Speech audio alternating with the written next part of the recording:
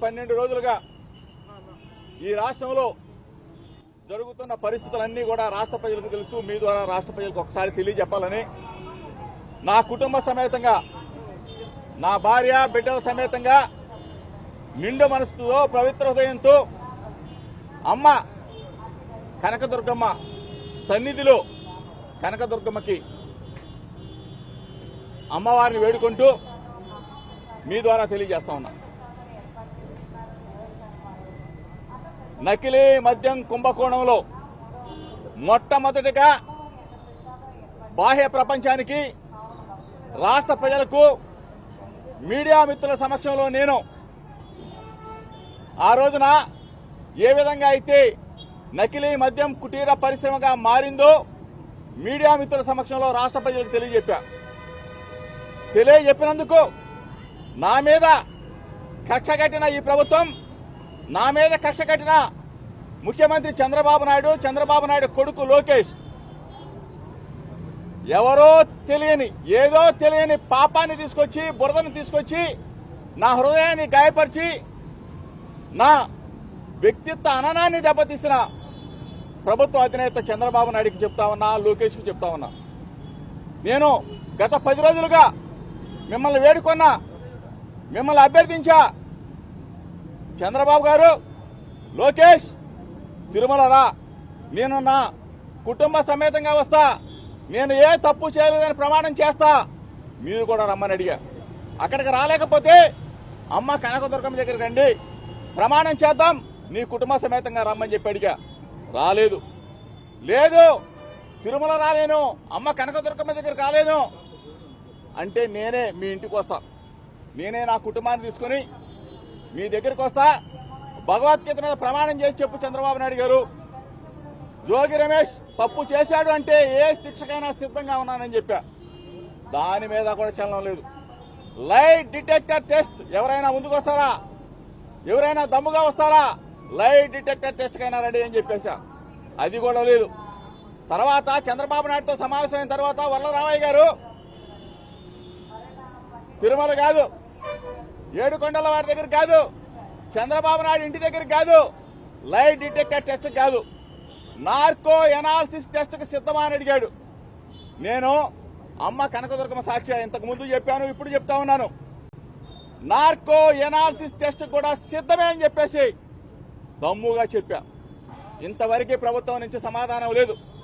సమాధానం లేకపోగా ఎవడో ఎక్కడో పట్టుకొచ్చి, ఎవరినో తీసుకొచ్చి మా ఇబ్రహీంపట్నంలో జన్మించినంత మాత్రాన, మా ఇబ్రహీంపట్నంలో పుట్టిన ప్రతి ఒక్కళ్ళు కూడా ఈ 55 సంవత్సరాలుగా నాకు తెలుసు, అటువంటి వ్యక్తుల్ని తీసుకొచ్చి జోగి రమేష్ మీద నిరద, జోగి రమేష్ మీద బురద, జోగి రమేష్ ని వ్యక్తిత్వ అననం చేయాలని చెప్పేసి ఈ ప్రభుత్వం ఎంతగా దిగజారిపోయిందో మీడియా మిత్రులందరూ కూడా ఒకసారి చూడాలి.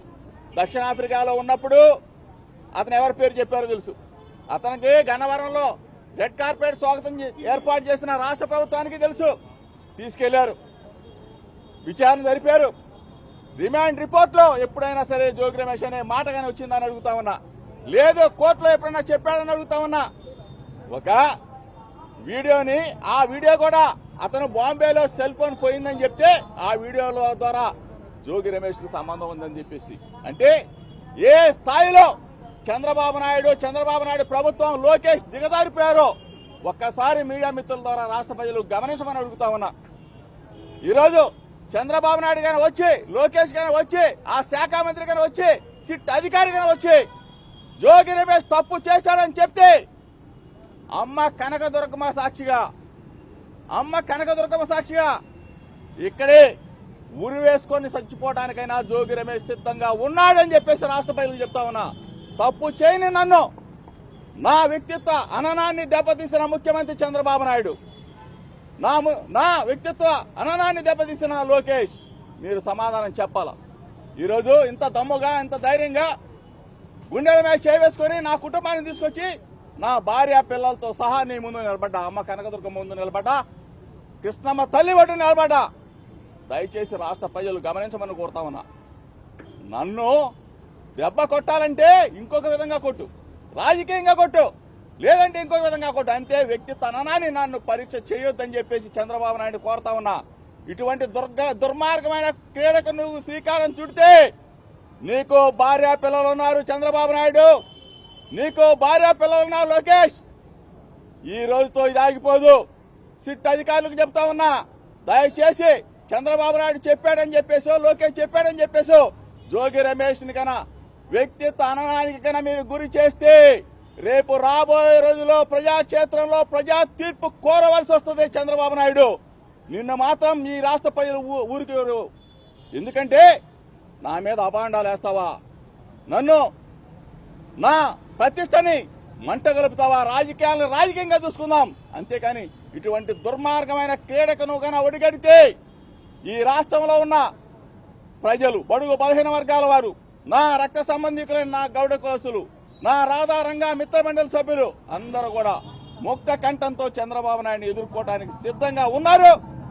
నా వ్యక్తిత్వ సహనాన్ని, నా వ్యక్తిత్వ అననాన్ని దయచేసి ఇటువంటి దుర్మార్గమైన క్రీడకు శ్రీకారం చుట్టొద్దు. నీ రాక్షస ఆనందం కోసం జోగి రమేష్ ని నెల 2 నెలలు 3 నెలలు ఇబ్బంది పెట్టాలని చూస్తే మాత్రం ఎట్టి పరిస్థితుల్లో కూడా చంద్రబాబు నాయుడు చేసే ప్రతి పనిని కూడా, ప్రతి ప్రజా వ్యతిరేక విధానాన్ని కూడా అడ్డుకోవటానికి వైఎస్ఆర్ కాంగ్రెస్ పార్టీ తరఫున జగనన్న సైనికుడిగా ఎప్పుడు జోగి రమేష్ ముందే ఉంటాడని చెప్పేసి చంద్రబాబు నాయుడికి, లోకేష్ కి, ఈ ప్రభుత్వాన్ని పరిపాలన చేస్తున్న ప్రతి ఒక్కరికి కూడా హెచ్చరిక చేస్తా ఉన్నా. నా ఆవేదనని, నా బాధని ఒక్కసారి మీడియా మిత్రుల ద్వారా రాష్ట్ర ప్రజలకి మాత్రం తెలియజెప్పమని చెప్పేసి మీ ద్వారా వేడుకుంటూ